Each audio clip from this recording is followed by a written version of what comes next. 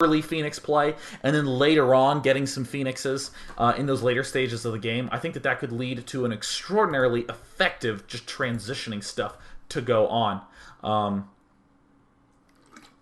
So that's my thought on that matter. Where's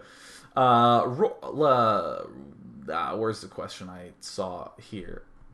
Oh yeah, so here's a question by Zizoro the Sky. Says, in the mid-game you said you did not have time for upgrades, yet you emphasized the need for a very efficient army. Why not create time for upgrades if you're aiming at max efficiency? So I definitely agree that upgrades help boost the efficiency of your army. Like 12 Marines that are 3/3 are as scary as some like 50 food armies, right? But the problem that I was facing then is I needed to get the right army now. I mean, for instance, I could go 6, 7, 8 Warp Gate Zealot with Templar now to be able to try to stay alive and catch up on unit production.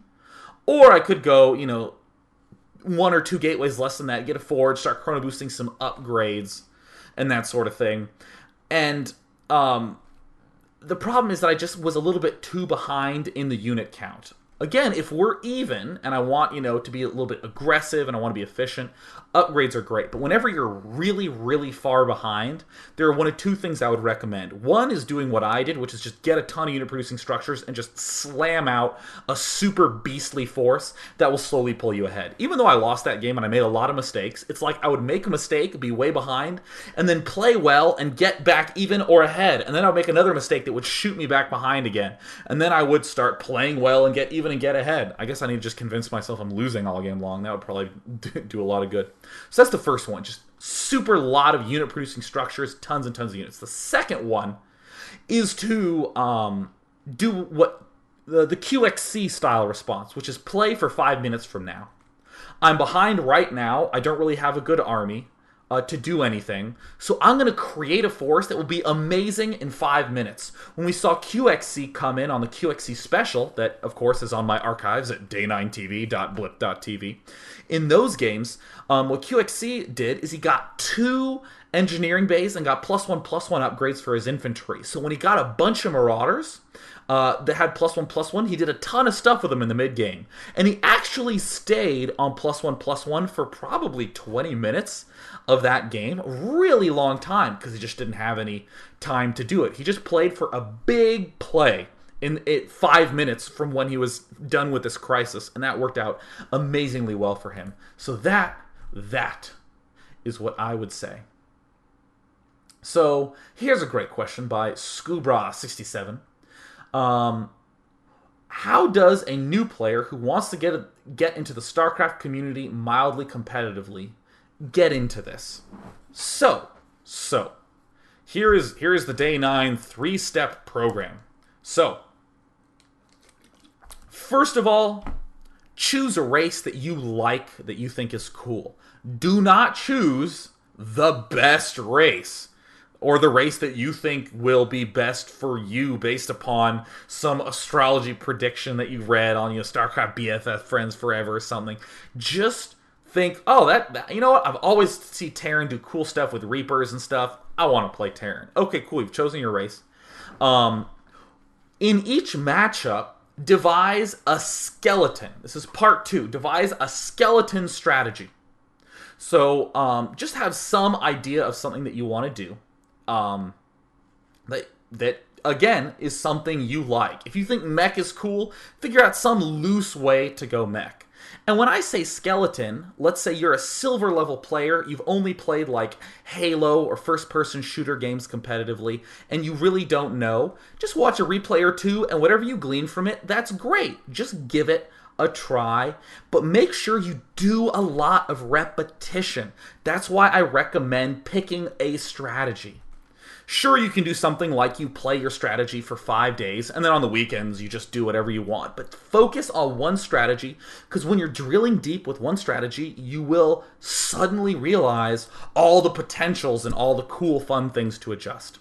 Do not strategy hop, as I call it. Just stick with one thing and sort of figure out ways to make it work. And the last thing is find a friend and play with him. Because I went to Harvey Mudd College, which I love. I adore Harvey Mudd. They're great. And it was so heartwarming when I was around a junior. This new crew of freshmen came in who got really into Starcraft, and every weekend they would go down to the academic end and they would play Starcraft together. And none of them were, the B Icy Cup level Brood War players. In fact, some of them might have even struggled to get D or D plus on Icy Cup. But still, because they were equal against one another, the games felt fresh and exciting and interesting. And some of the times, this one kid would win, and the other times this other kid would win. And they sort of slowly climbed up together. And they would play against each other a lot, and they would watch games together a lot. And that was great. And even if you can't find a real-life training buddy, still just go seek out an online partner that you can practice with. So pick a race and stick to it. Pick a strategy in each matchup and do a lot of repetition in there, and get a buddy. And very quickly you will have a whole lot of fun with it, and just watch a lot of fun stuff. Recreationally watch StarCraft tournaments, as I do, because I think I'm a great example of how to maintain a heavy level of StarCraft addiction for many years. So I will proceed to take just one more question. What is the perfect question to take? What is the right question to take? Saw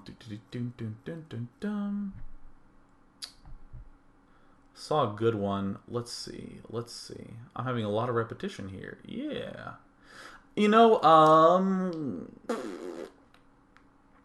Oh yeah, RA says, hey Day 9, how come you didn't do any drops in this game?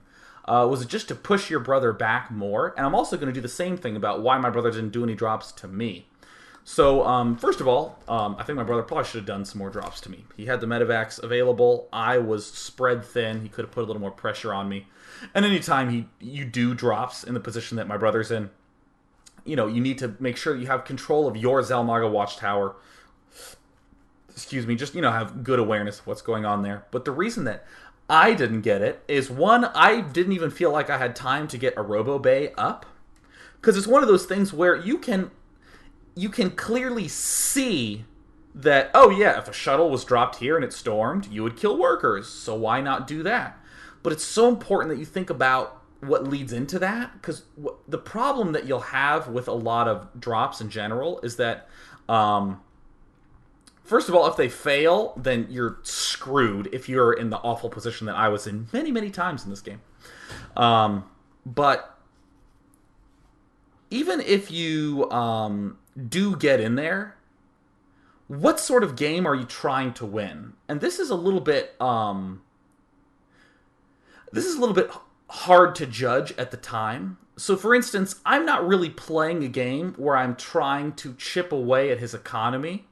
I'm playing a game where I literally am about to lose to a huge attack at all points in time, and I need to make sure I can do something to crush this army to either stay alive, and if it goes well enough, to push back and win.